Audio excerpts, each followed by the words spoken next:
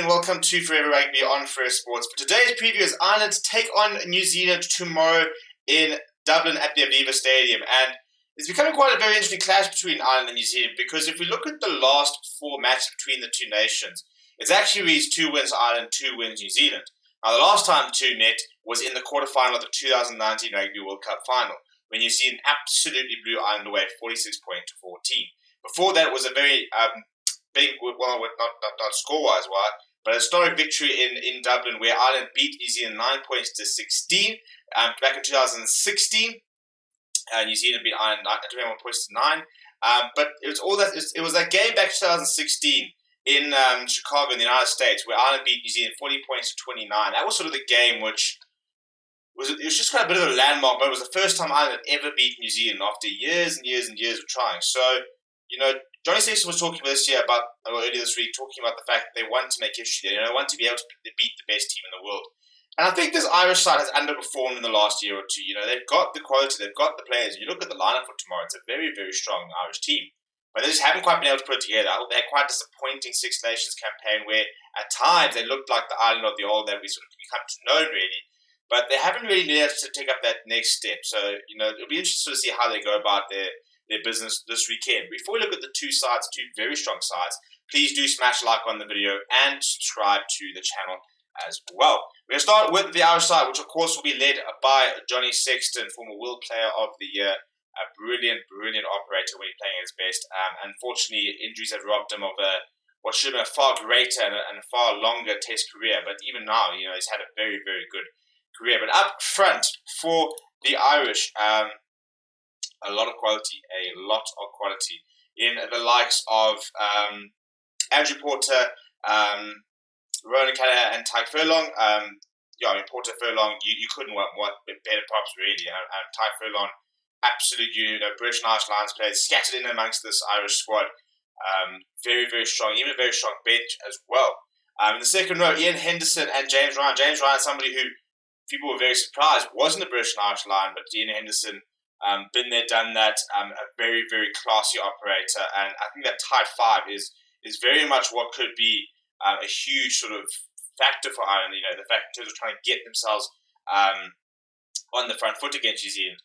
The loose trio have a couple of exciting players: Caelan Doris, Josh van der Flair. Had a very nice start to URC campaign, looked very, very good, and then Jack Conan, who started as the 8th man for all 3 British and Irish Lions tests. Nothing special. Nothing flash, I suppose, is probably the better word to use when describing Jack Conan. But he just does everything so well. He's so consistent, and he'll just drop a very solid and good performance week in, week out. He won't always be absolutely sensational. He's not going to be throwing outrageous offloads and necessarily running over people and stuff like that. But he's a very physical character, and he does all the basics right. Very exciting halfback combination. No Conor Murray's on the bench for tomorrow, which means that Jamison Gibson-Park will be the man to partner Johnny Sexton inside, and I think that's a very interesting combination. To not go with Conor Murray, who is sort of the tried and tested. He's been there, he's done that. He's when Ireland have had their best games, Conor Murray has tended to play very well in them, and probably would have been a shoo-in for that starting scrum off throughout the Irish Lions tour had he been less injured. But they've gone with Jamison Gibson-Park, who is, of course, New Zealand born. And I think that could add a little bit of extra spark, because players playing against their former nations often do try to sort of stand up and try and sort of play that little bit better. There's a little bit more motivation. The two wings, Andrew Conway and James Lowe. James Lowe, very physical player. I do like him. He's a very good finisher. And then the power of Aki next to the class of Gary Ringrose.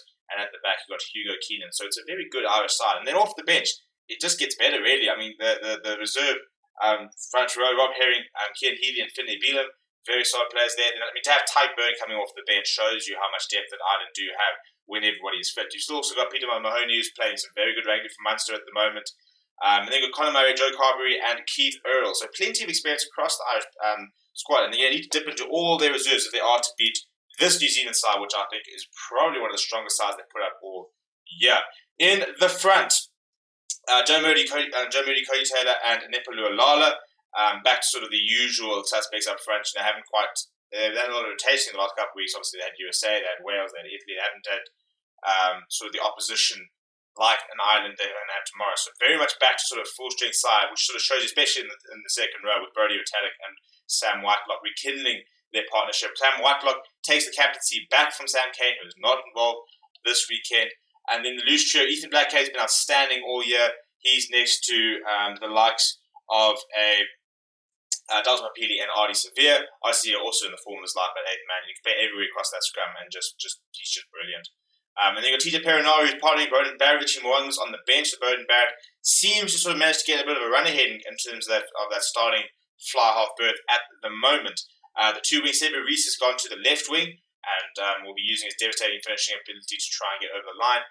Not that we like Sebe Reese, but then we've got the likes of Antonina Brown and Rico Aroni in the midfield, and then Will Jordan. A lot of pace, a lot of power in the 14, and then Geordie Barrett, who's been pretty good for the New Zealanders across the entire season. We'll probably do most of the goal kick tomorrow as well at full back. Off the bench for New Zealand, also quite a lot of experience in the likes of Dane Coles and Colin Tukunokoafe. Tyler Lomax is on there as well. Then we've got Tupua Bai, Akirawani, Finley Christie, Richie Mwanga, and David Havili. So it's a pretty good bench. I think Christie and Mwanga are exciting players to come off the bench to try and sort of add a bit of it's something a bit different. Maybe add a bit of pace to the game. Not that the likes of Barrett and Co are going to be particularly slow, but it's nice to be able to continue to be able to up the ante as an All Blacks side. Let me know what you think of the clash down in the comments below. Smash like on the video and subscribe to the channel. I want to know what your score predictions are, who you're backing. We will be live for this game, so I'll see you guys all there for tomorrow. But yeah, before then, please do smash like the video. Thank you very much for watching. Please do keep safe. My name is Stephen, and I'll chat to you soon.